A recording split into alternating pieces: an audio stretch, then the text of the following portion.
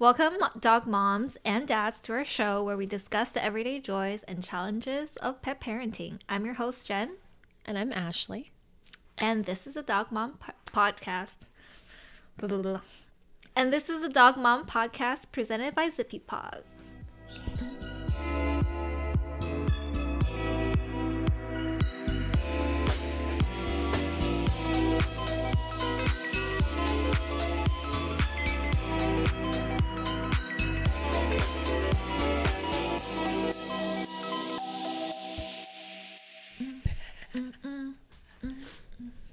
And we're back. And we're back. So it's been a few months. Has it been a few months? I feel like it's been longer. Yeah, I feel like it's been maybe 3 months, but we took some time off. I went on a really long road trip, and I think we just needed the time to think about what we wanted to work on for season 2, for our new episodes. And you have big news. I do have big news. Do you want to drop the bombshell now, or do we want to wait? Okay, let's make them wait. Okay. Also, if you guys don't know, we're also on YouTube. So we're recording ourselves. Not that we want to, but we're on YouTube. So go to youtube.com/dogmompodcast if you prefer watching us be uncomfortable. Don't do it. So yeah, what should we talk about today? Well, I heard that Birdie had some dental work done. Yeah, she had a root canal done, and it's kind of a long story. So before we went on the trip, it was only 2 days before we went on the trip, we noticed that she had like an abscess on her cheek. So it was kind of like a swollen little, kind of a golf ball size swelling on her face, on one side of her face.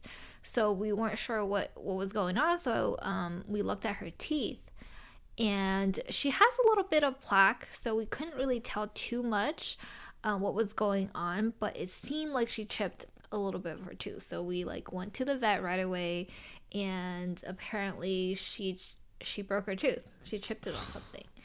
And we don't know why. I mean, she chews on everything. So she chews rocks. Yeah, but she's very, very gentle with rocks.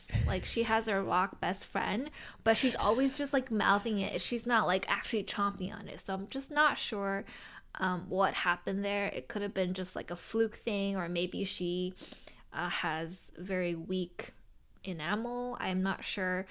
So the vet told us that, since it was so close to our trip, he didn't want us to make any, big decisions or do any kind of surgery.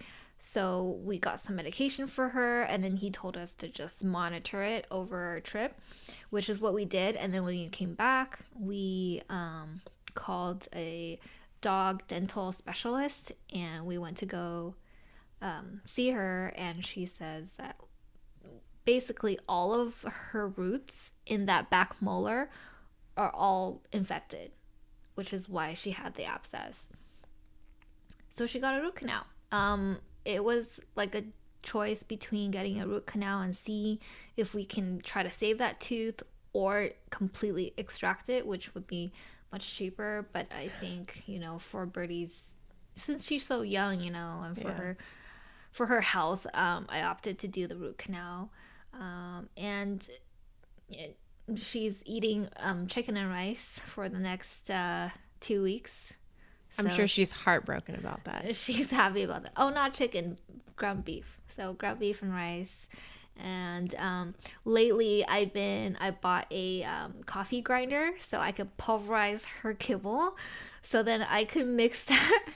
I could mix that with water to make a paste for her, because she can't be chewing on kibble. So that's genius. So that's where I am. Which back tooth was it? Was it her back left or back right? Back right. I just had a root canal on my back left. Yeah, you got a root canal too. Yeah. Yeah, so it's the big one up top, the one that looks like a like a mountain range. So, I mean, it's a very important tooth for a doggo. So, I mean, poor bird. I mean, here we are. And then on Monday, she's gonna get her crown fitted. So I bought her a crown because I didn't want her to potentially re-chip her tooth or anything like that, since she's not even 2 years old. So she's gonna get that done on Monday. She's gonna have, a nice titanium tooth. So I'll send you guys some pictures. But I think it's really awesome. Like, I've never heard of a dog getting a crown or anything like that. Yeah, you told me that and my mind was blown. Although I am kind of sad it's not going to be a gold tooth. Right? She would, though. She would. Or like a diamond crusted one. Just get her a grill. Yeah, just the whole thing, right? She loves to show your teeth anyway, like this, like upside down, just like this. Oh, she'd be so cute. She would be so cute. I love her. Now she's going to have a crown in her mouth, and she has her invisible crown on her head because she's a princess. Princess bird. Princess bird. All right. Are we getting into the second set of, well, I guess not second set of news. Yeah, the big news. My big unveiling. We adopted another dog. We finally have our little girl. It's been a long road. I think the last time we talked about it, I had hinted that we were going to adopt a pup from Russia. And that's probably a story for another podcast, would be one I'd be happy never talking about. It essentially turned out to be a scam.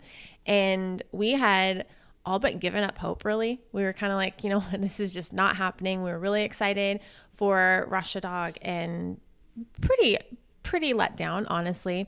But being the crazy dog lady that I am, I never really stopped looking. I told Nico that I had stopped looking, but you just scroll. I would send you random dogs and you're like, oh, she's cute. But one day we found who we've now named Tova. We found Tova online, and it was funny because she looked just like Russia Dog, right? I think you said that too when I sent her over. And the one nice part about it is that she was like 15 minutes away. We didn't have to cross country lines. We didn't have to cross state lines. We didn't have to worry that COVID was going to mess something up again. That was initially what we thought the problem was with Russia Dog, was we couldn't get her because of COVID flight restrictions coming from Moscow. Surprise, COVID had nothing to do with it. I just don't think that dog ever actually existed. But we had a pretty picky checklist in terms of what we were looking for with a second dog as well. We knew we wanted a little girl. We knew we did not want a puppy. We knew that, and this was probably the most important one, she had to be good with our cats. We have 2 very small cats, and understandably, it's a tough checklist. These are rescue dogs. A lot of times you don't have that background on them. They're not always necessarily in a foster system. And it's a lot, right? It's essentially asking for a rescue dog to be perfect. And in a lot of ways, that's not fair. But because... Yeah, I agree. Because we had the cats, like that was the primary one, right? If we had found a little boy that was a puppy that was great with cats, we probably would have taken him. But this dog just ticked every single one of them. And we reached out and found that the caveat with her is that she was a special needs dog. So she had been picked up off of the streets of Tijuana. Didn't have too much info from her background other than that, but we knew she had probably had a couple litters of puppies, roughly around 2 years old, which was perfect, but she was terrified. That was the one thing they told us, is that she was afraid of everything. Cars, people, noises, kids, pretty much everything. But the one shining point about it was that she was very, very sweet. She was sweet with other dogs. She was currently being fostered with a cat, which was fantastic. And we had to go through 2 screens just to even get a face-to-face meet with her and face-to-face. We learned a little bit more about her.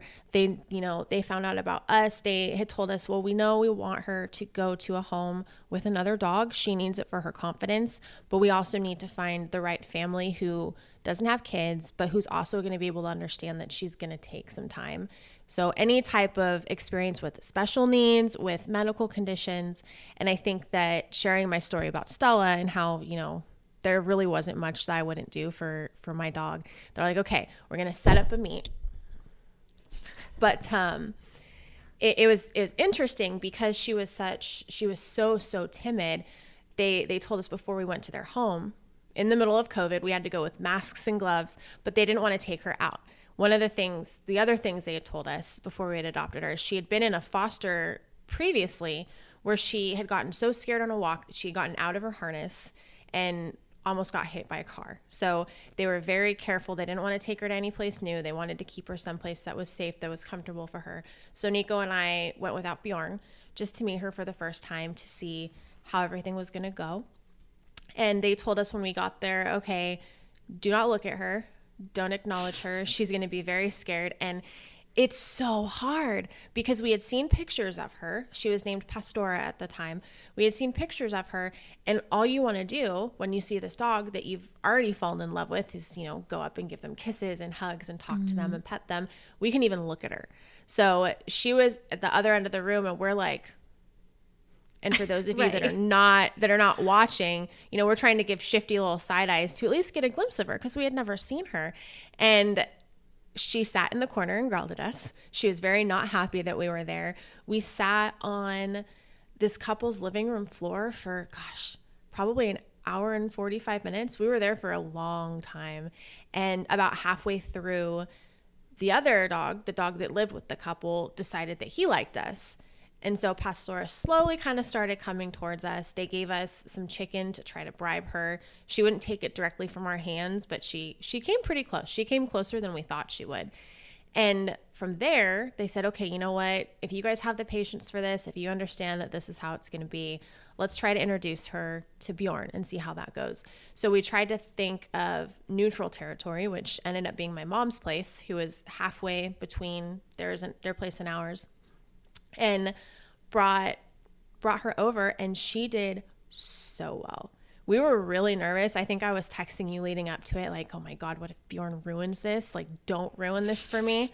It's always Bjorn. It's always going to be his fault. It's been his fault for everything since he was a puppy. I love him. He's still my boy, but they got along so well. She was wagging her tail. She let us touch her for the first time that night. I remember it was in my mom's backyard, and she finally came up. And the one really endearing thing about her is that we don't know what she's been through. We knew it was traumatic, but she just has this enormous capacity to love.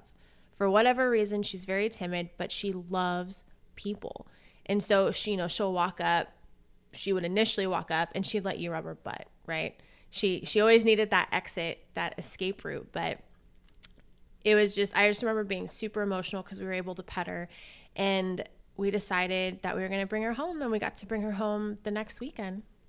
So we went and filled out all the papers, and I feel like I need to take a breath because that's honestly, that should have been an indicator on how much time and effort we were going to put into it, because we thought, I feel like everyone has this, I don't want to say misconception, but it's like when you go into a relationship with a bad boy, right? You're like, oh, I'm going to change him. I'm going to be the one that changes him. So I think we were realistic. So we went into this prepared, knowing that she was going to be tough. But I think at least I went into it going, okay, you know what? I'm a good dog mom. Dogs come to me naturally. It's not going to be too bad. So we picked her up. We had a crate ready for her. We had a safe space within our home. But we weren't really prepared, I don't think, mentally. The first night was, I don't want to say tough, but she growled at Bjorn. Initially when we had introduced them, she was great. There were no problems, but it was on neutral territory. But then we, yanked her out of her home, brought her home. She immediately went into her crate, which we thought was going to happen. But then Bjorn, who's just the cult of personality, goes up wagging his tail like, oh, hey, let's play. And she showed teeth. Mm-hmm. And I was like, oh my gosh. It went from, I'm so excited, I'm going to change this dog, to, oh my God, she's growling. Everything is bad, right? The level of drama that I was those first couple of days is ridiculous. Right, And you're just on a roller coaster, not knowing. yeah, and I'm sharing that part of the story because I think it's important, right? It's important to understand that you have to have realistic expectations, and most importantly, you have to give the dog time. Nico was just fantastic with that. He really kept me grounded where he was like, "Hey, you have to give her time. She's stressed out. I understand she growled. You're blowing it out of proportion. Give her some time." And so there were a couple different ups and downs where, she had never had a toy before. So the first toy we gave her, she guarded like it was the best thing in the world. Like she doesn't know that I work for a dog toy company. She doesn't know that the toys are limitless. She's thinking I'm probably never going to get anything again. And we read up so much on it. We reached out to our network, our veterinarians, and they do say that it takes about 3 months for the dog to feel completely comfortable. And I would say that that's very, very, very accurate. Tova's made great strides. I think and 3 months is for a normal case dog, right? She was definitely a special needs dog, and she really kind of blossomed really, really quickly. I'm so proud. I wish I could get her into the screen now so people watching could see her, but she's a little camera shy. Yeah, I mean, it was a learning curve, I think, for everybody involved. We had to double leash her when we took her outside. They had made such a big deal of her being an escape artist at the rescue that we got her from that we would put a leash on her collar and then a leash on her harness. So in the event that she got out of one, we'd have the other. And she did not want to go outside. I think at her rescue or her foster parents' family, she was only going to the bathroom on the patio of this teeny tiny apartment. So she didn't really have much experience even going on walks. And those are the things I think that you take for granted, right? You're adopting this special needs dog and you're thinking of, okay, X, Y, and Z is going to happen, but you don't take into consideration the mundane things that they're scared of. And it honestly just amounts to following what the experts say. They're experts for a reason, and kind of letting the dog tell you what he or she needs. We pushed Tova. We pushed her quite a bit. Our goal was to kind of balance making her feel safe, but also making her just uncomfortable enough to overcome it. And I'm proud of the work that we did. I'm super, super proud of how far she's come. And it's nice. You're able to celebrate milestones that sometimes, with Bjorn, I never celebrated when he wagged his tail. I'm pretty certain he came out of the womb wagging his tail. He's a happy dog. But with Tova, I remember where Nico and I were when she wagged her tail the first time. And it was a thing. We were so excited when we first brought her home. She didn't wag her tail. Her tail was constantly between her legs. And I was joking that we need to put it out into the world, put it out into the universe that she's going to be super happy and it's going to come back to us. So we would not sing to her, but we would call her Tova. We'd be like, all right, Tova, Tova, Tova with that waggy tail. Come on, wag that tail for us. And I think it started working. I think she was kind of reading our energy, but now every time I come home, it's like, all right, where's Tova with that waggy tail? And she comes out and her tail's wagging and she's super happy. She started to like kind of mouth a little bit when I try to rough around with her. And it's just, to see how far she's come has been crazy. And I feel bad because Bjorn is so prominent on my social media and Tova is just so afraid of cameras. I've tried to document as much as I can, but I haven't been able to document maybe as much as I'd like, just because the primary focus is her, obviously. But she's come so far. We used to call her a little weirdo when we brought her home because her ears would kind of just go back and she would look like a confused seal. And she's really blossoming. And I think that she's made so many strides in such a short time. We were able to take her to the office. She came with Nico to pick up Bjorn from our video shoot last week and let Savannah and Jacqueline, 2 members of our team, go right up to her and pet her. You got to pet her. I think she took a treat from you. And it's just, it makes me so happy. I think that if I could give advice to people that are listening, if you are thinking about adopting a special needs dog and you've really thought through it, you've worked with experts. Again, we didn't do this on our own. We worked with the foster and we worked with a vet. But if you are thinking about it, it's 110% worth it. She's been a labor of love, but so worth it.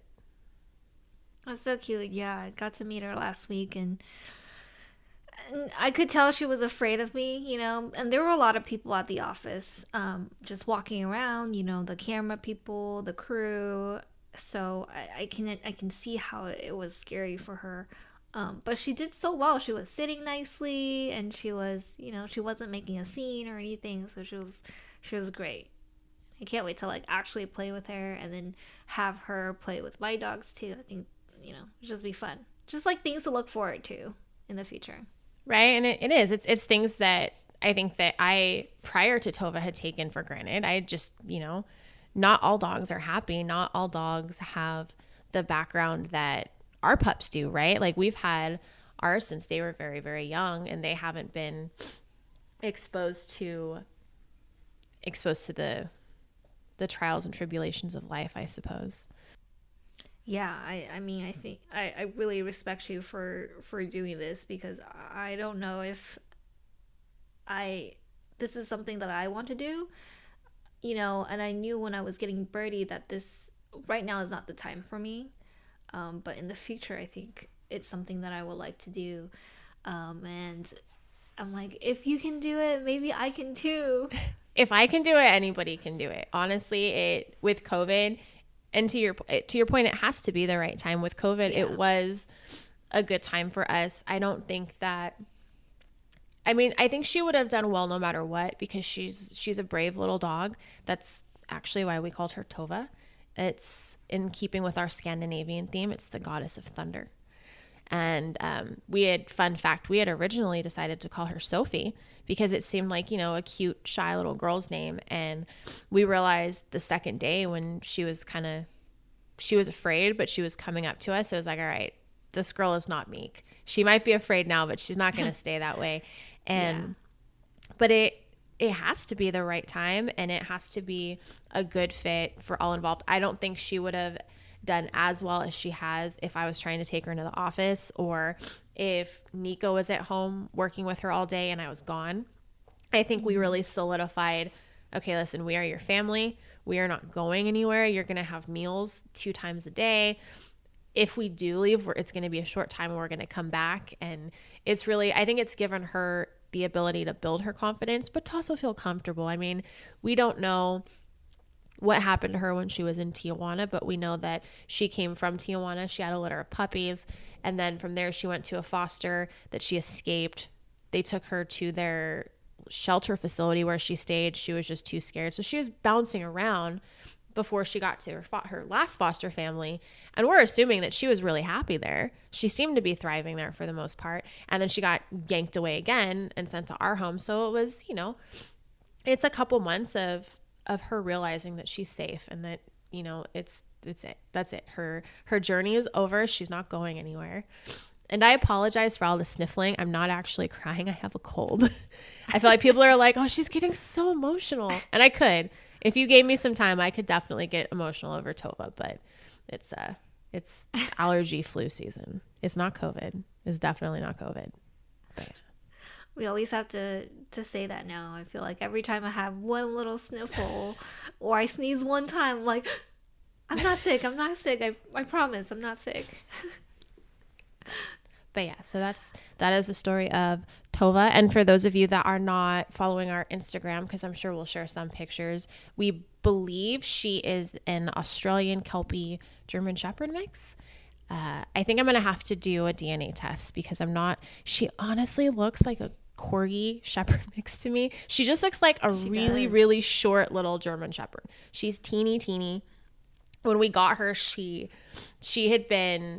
so treat motivated that they were using chicken to basically get her to do whatever they wanted, which you go girl, she deserved it. But it was funny as we we brought her home and we trimmed up her diet. She doesn't have kibble anymore because we feed our dogs fresh.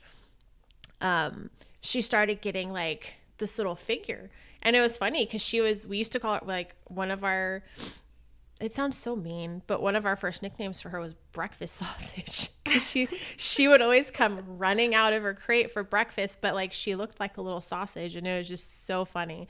But now she's all trim. She literally looks like a mini German Shepherd.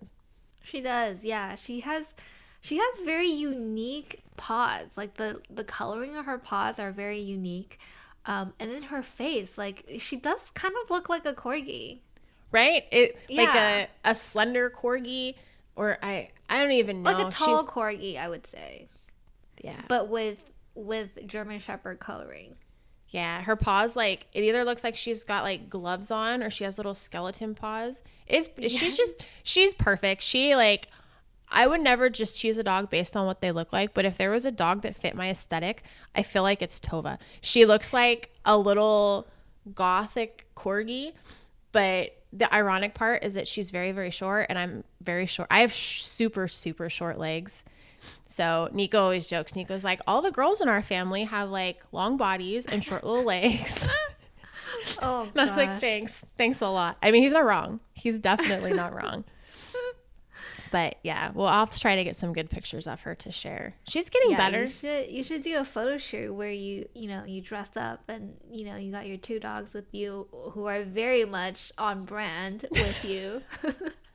I know it's so funny how much they work with my aesthetic, and then how much Birdie and Kramer I feel like really embody who you are. And it's just so it's so funny. It's just funny how how some people say that our dogs look like us, or like we look like our dogs, and it's so true. It's just we gravitate towards these dogs, and I love all dogs, and I love the look, the aesthetic. I guess you could say of a lot of dogs, but it's just I feel like golden retrievers are just like, they just speak to me, and we understand each other like on a soul level. So I mean, I don't know if it's necessarily the aesthetic that attracts us, in the beginning, but it definitely like has something to do with it, I think. Yeah. No, I mean, whenever I see, it's funny because whenever I would see a golden retriever before I met you, I would think of Stella, and now I see them and I think of you. I'll always think of Stella a little bit, but I'm like, aw, like I want to like take a picture and send it to you, and you're like, yeah, I know what they look like. I have one. I know. Every time I see a dog on the street, I'm like, oh, a dog, doggo. But then every time I see a golden retriever, I'm like, there's a golden, and right? they're everywhere in our neighborhood. So I just get super excited because they're just my favorite. That's fun though. I don't think I've ever seen a dog that looks like Bjorn. My dogs are all weird. I'm like the weirdo crew. How? No, you guys look so like on brand and meshed. Like you guys look like a whole family, because I feel like my dogs, I didn't really necessarily want two dogs that had the same coloring. It wasn't planned or anything. It just happened. But I think they look really good together. And then your dogs look really good together too. They just look like brother and sister. They honestly really do. And it's been nice because Bjorn has really stepped up to his big brother role. I think there was an initial concern of, okay, he hasn't been around dogs since COVID hit, so are his manners going to be acceptable? Is he going to be nice? Is he going to want to share his mom? I think every single person in the office asked me that before I finally brought Tova home. They're like, oh, well, how do you think the mama's boy is going to do? Because he's still mama's boy. It's probably good for him to share a mom a little bit. Right? Well, and there was a point when we had first adopted Tova where she was really gravitating towards Nico. And at first I was like, excuse me, what? You like him better? And it's balanced out where I think they both love us equally, but Bjorn hasn't had any issues. He's desperately trying to get her to play. I don't think she really fully understands that quite yet. Mm-hmm. He will take his toys and just run at her full speed and smash into her. like, hey, let's play. You want to try to take this away from me? Or she's trying to sleep and he goes up and like squeaks rapid fire in her face. But she's getting there. She's like a little gremlin. She loves small toys and she takes them and she puts them in her crate and she hides them. So whenever I go to clean her bed that's in her crate, there's a sock, there's some tissue, there's a whole bunch of minis, and it's really, really funny. So I think she'll get there. They definitely feed off of each other. Bjorn is getting pretty protective, which is really sweet, and she is definitely dependent on him. Eventually, I would like to work where she's a little bit more confident when he's not around, but we're a ways out for that, I think. Yeah, and I think having Bjorn really helped her to, adjust to your home and your family, and she probably needs someone to look up to and be like, oh, what should I be doing? Like, is this okay?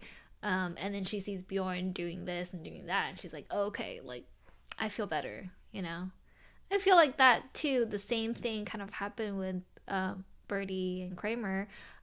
Obviously, it's not the same, whereas Birdie is, just like a little potato and she didn't know anything. But I think having Kramer there, like, we had to do a little bit less parenting. And he kind of showed her, like, this is what you should be doing. That's not okay. Like, I could tell on his face when she's doing something that she's not supposed to be doing.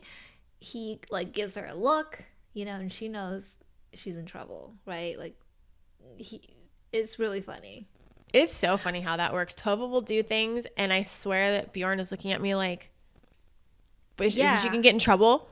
Like, if I did that, I'd get in trouble. Right. They kind of have this like side-eye looking at her and then looking at me. I'm like, I know. Like, she's not supposed to be doing that. Mm-hmm. Yep. It's so funny. But so that's the story of how I became a 2-dog mom. Yay! Welcome to the club. Oof, it's tough. When are you thinking about number 3?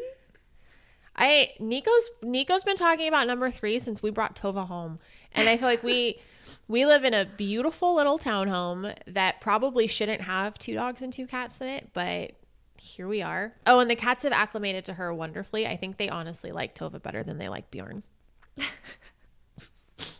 But yeah, I don't know. When are you having number 3? Or getting number 3? Whoa. Whoa. Okay. Whoa. That's a whole nother conversation. I don't think we're gonna get number 3. I like having 2 dogs. I think it's nice, and there's no room on my bed. It's unless I get like another bed so that my bed can be like an extension, there is no room, and I'm always just like either my feet are curled up or like like Birdie now in the last month or so, I think it's getting colder, so she likes to snuggle, right? So she likes to kind of like, she used to like lean on me or things like that, but now she's taking she will just like lay flat across my belly or across my chest. I love that though. Just entire body, just like this. It's too much. I can't love deal that. with it. I can't sleep that way, but I love the cuddles. But when it's time to go to sleep, it's like, get off of me. I can't breathe. Exactly. And then she'll do that in the middle of the night too, where she'll just like wake up, she'll stretch, and then she'll like plop down. And sometimes, the elbow gets you like right in the chest. I'm like, ugh. Yeah. In the sternum, and like you can't breathe. Bjorn gets me stretching. He'll do like that morning stretch where he's like, ugh, and then his paws like, thanks. Right. Thanks. I needed an uppercut to wake up. I appreciate that. Right. Or like the smell of Fritos, like just wafting like around your face. You're just like, no, what is that? And you're like, you like open your eyes. You're like, Bird, stop. Yep. So I don't think we're gonna get number 3. I mean, who knows, but we're not planning on it. I think I'm sure we'll end up with a 3rd eventually. Probably not in the distant future, but our whole goal now that we have completed our animal house is buying a house with just tons of property and rescuing all the dogs. Like, I'll rescue the dogs that don't like me. Like, as long as there's space for them to exist, that's all I care about. Right. And you have a special occasion coming up very soon, so maybe you'll get that out of the way first. Maybe. That's right. We haven't talked about that, have we? Have we talked about it? I don't know. I don't know if we've talked about it. I'm getting married. Yay! It's been a busy 2020. 2020 is your year. 2020 is nobody's year. We are not eloping until next year. But yes, I did get engaged. Oh yeah, 2021. Yes, 2021 is. I'll take that. It's your year. Yeah, I know. Everyone keeps asking me like, so you're having a wedding during COVID? And we are not. That is not responsible. I maintain that is not responsible, but we will have a small elopement. We're getting married in the snow, which I'm excited for. And I think both dogs are going to be there. I know. Just like the white, the black dogs against the white snow. Very you. I wanted to get Tova a little dress, but I think I'm going to get her a fur coat. I think I'm going to get her like a big puffy white fur coat, right? It's going to be cold. I don't want her to freeze. Yeah, she did go to the snow. She did go to the snow for the first time, like a week and a half ago. How did she like that? She loved it. We were so afraid that she was going to hate it. It's just, it was something new and it was cold, and I'm assuming she's never experienced snow before. And she I think it's because Bjorn likes it so much. She loved it. She liked it so much. We had our little sweater on her and little blankets in the car and stuff because we didn't know how she was going to react, but she did really well. Oh, good. She's in the right family. Sorry if there's a lot of noise. It's Birdie. She ran into my room. Birdie hears me. She can't hear me, but I like to tell myself that. And then Birdie and Bjorn had their first meet up since COVID hit during the holiday photo shoot, and they still like to chomp each other's faces. Yeah, they do, but I think they're a little more restrained now. They've grown up, and they're not as at each other's throats as much. It was cute. But they love each other. I would hope so. I wasn't sure if they were going to forget. There was a moment where they both were like, oh, there's another dog here. And then I think it clicked and they're like, wait, I know them. And they're yes. Yeah. And now that we all wear masks when we see each other, she'll bark at you when you're trying to come through the door. But then when she realizes it's you, she's like, oh my gosh, best day ever.